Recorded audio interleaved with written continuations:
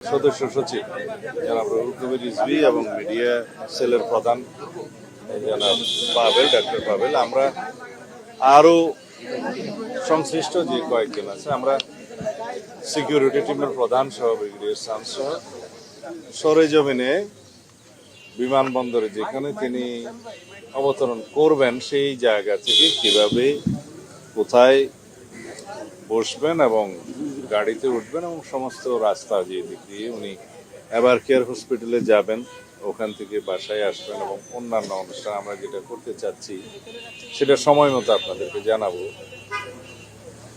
সেগুলো সরেজমিনে আমরা একটু পরিদর্শন করে এবং সংশ্লিষ্ট সকল কর্তৃপক্ষের সাথে একটু সমন্বয় করতে গিয়েছিলাম।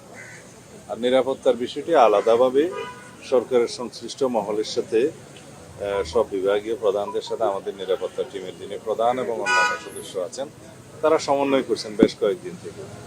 সরকারের পক্ষ থেকে আমরা বেশ সহযোগিতা পাচ্ছি এবং আমরা সারা দেশের আমাদের সমস্ত জেলা পর্যায়ে, উপজেলা পর্যায়ে, ইউনিয়ন পর্যায়ে পর্যন্ত আমাদের সকল সংগঠনের, বিএনপি সহ সকল অঙ্গ সংগঠনের সকল নেতা কর্মীকে আমরা ইনস্ট্রাকশন দিচ্ছি কিভাবে তারা 24 তারিখের রাতের মধ্যে অথবা 25 তারিখের সকালের মধ্যে তারা আমাদের প্রিয় নেতাকে স্বাগত জানাতে ঢাকায় আসবেন।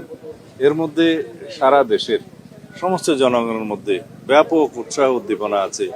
দীর্ঘ 17 বছরের কষ্টের নির্বাসিত জীবন শেষে আমাদের এই দেশের গণতন্ত্রের রক্ষা কবচ, আমাদের আগামী দিনের, আগামীর বাংলাদেশের যিনি নেতৃত্ব দেবেন ইনশাআল্লাহ, তাকে এক নজর দেখার জন্য আমরা গণতন্ত্র অবমুক্ত করতে পেরেছি। ফ্যাসিবাদের বিরুদ্ধে সংগ্রাম করতে করতে এই ফ্যাসিবাদ বিরোধী রাজনৈতিক সংগ্রাম, গণতান্ত্রিক সংগ্রামের সুদীর্ঘ 16-17 বছর তিনি নেতৃত্ব দিয়েছেন আমাদের।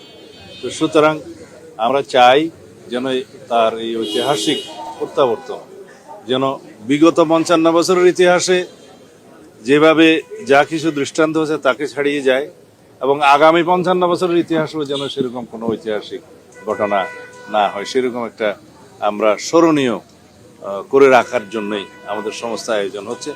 আশা করি সারা দেশের মানুষের জন্য অপেক্ষা করছে। আপনাদের সকলের সহযোগিতা প্রয়োজন। আমরা সময় মতো দেশের সকল media, electronic, print media, online media সহ সকলের সাথে এবং বিদেশি মিডিয়াও যারা এখানে কর্মরত আছে, কার্যকর আছে, তাদের সকলের সাথে কথা বলবো। আপনারা জানতে পারবেন। আমরা একটু নকশাগুলো চূড়ান্ত করি। বাংলাদেশ বিমানের যেটা নিয়মিত ফ্লাইট, যেটা কমার্শিয়াল ফ্লাইট, সেটাতেই উনি আসছেন এবং সেটা ল্যান্ডিং টাইমটা 11:55 ঢাকা বিমানবন্দরে, 12টাই বলতে পারি আমরা। সংবর্ধনা 300 ফিটে দেওয়া হবে এমন একটা নিউজ।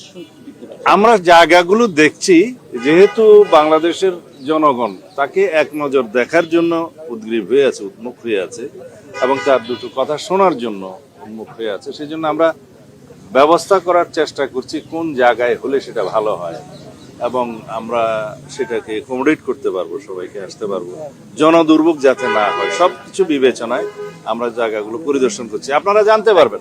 অনেক দূর অগ্রগতি হয়েছে।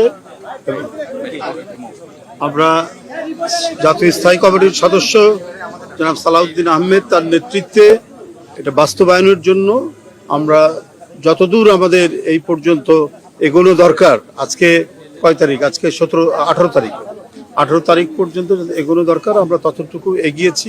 আমাদের অন্তর্ভুক্ত যারা সদস্যরা রয়েছেন তাদেরকে বিভিন্নভাবে দায়িত্ব দেওয়া হচ্ছে, সারা দেশে যোগাযোগ করানো হচ্ছে এবং তারা যোগাযোগ করছেন যাতে একটা, যেটা সালাউদ্দিন সাহেব বললেন যে এটা সমাবেশ যেটা হবে, সমাবেশ বলতে যে মানুষের যে উপস্থিতি যেটা হবে, এটা হবে ঐতিহাসিক নিঃসন্দেহে।